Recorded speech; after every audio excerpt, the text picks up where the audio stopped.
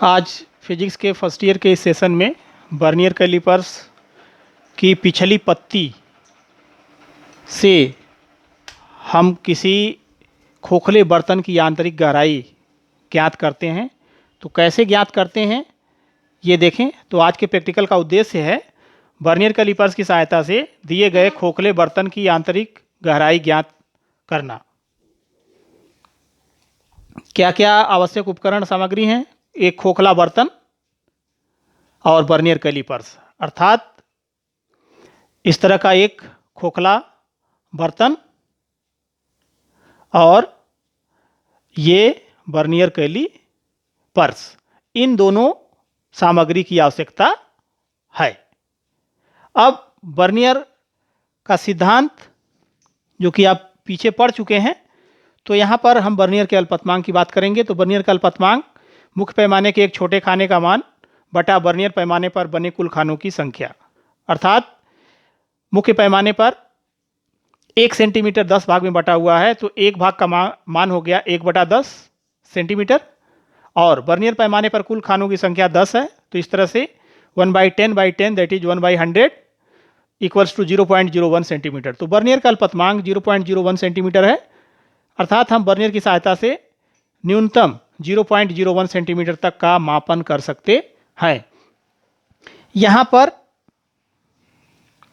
जो Bernier callipers के द्वारा माप लेंगे, जो शुद्ध माप होगी, तो बर्नियर का कुल पाठ्यांक, मुख्य पैमाने के पाठ्यांक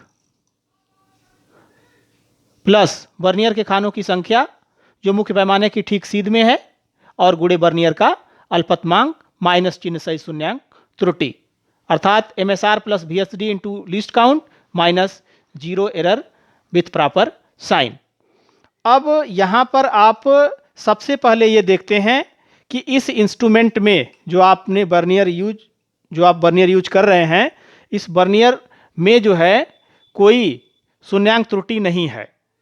तो कोई शून्यांक त्रुटि नहीं है, अर्थात इसमें आप मुख्य पैमाने का शून्यांक और बर्नियर का जो 0 है, रेफरेंस लाइन है, यह दोनों लाइन एक ठीक सीध में है, अर्थात इसमें कोई शून्यांक त्रुटि नहीं है।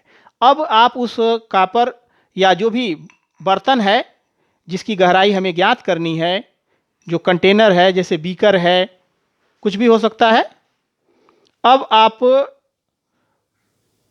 उस बर्तन को, इसकी जो पत्ती है,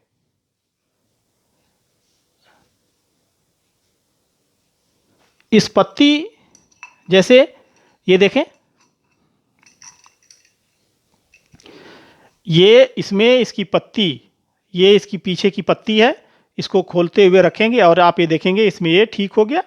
अर्थात अब जितना यह बर्नियर कैलिपर्स खुला है उतनी रीडिंग पढ़ेगा। तो जब उतनी रीडिंग पढ़ेगा तो इस रीडिंग को पढ़ने के लिए हम इस रीडिंग को क्या करें, इस रीडिंग को जूम कर दें।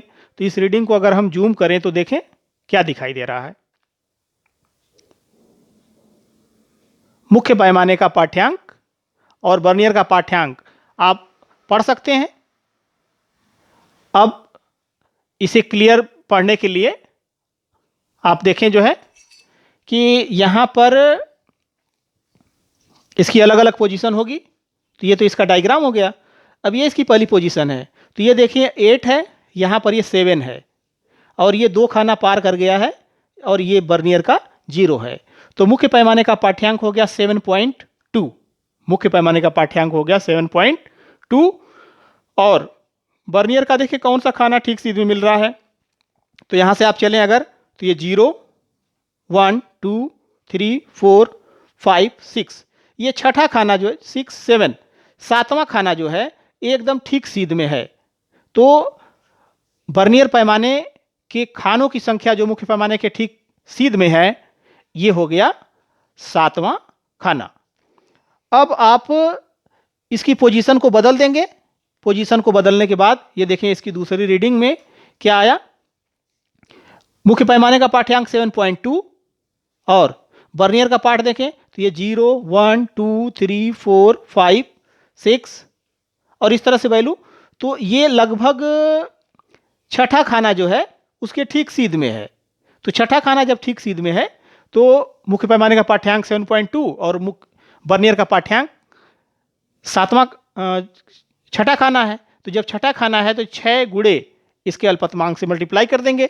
इसी तरह से इसकी तीसरी रीडिंग में भी देखें, मुख्य पैमाने का पाठ्यांक 7.2 और जो बर्नियर का पाठ है ये 1 2 3 4 5 6 छठा खाना ठीक सीध में मिल रहा है।